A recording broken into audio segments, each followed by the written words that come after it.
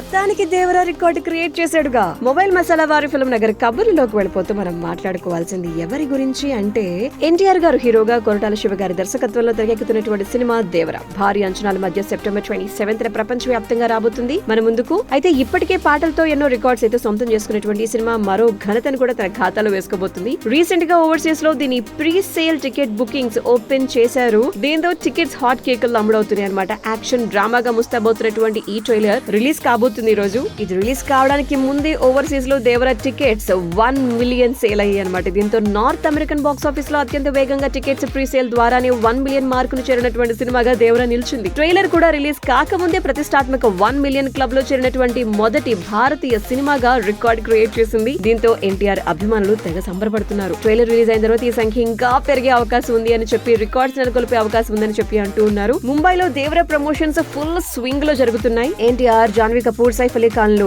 వరుస ఇంటర్వ్యూస్ లో పాల్గొని సినిమా విశేషాలను పంచుకుంటున్నారు. అండ్ ఈ సినిమాతో జాన్వీ కపూర్ టాలీవుడ్ లోకి ఎంట్రీ ఇస్తున్నారు. సైఫ్ అలీ ఖాన్ విలన్ గా నటిస్తున్నారు. అండ్ విస్మరణకు గురైనటువంటి ఒక తీర ప్రాంత నేపథ్య కథగా ఇది ప్రేక్షకుల ముందుకు రాబోతున్నటువంటి వివరం మనందరికీ తెలిసిందే.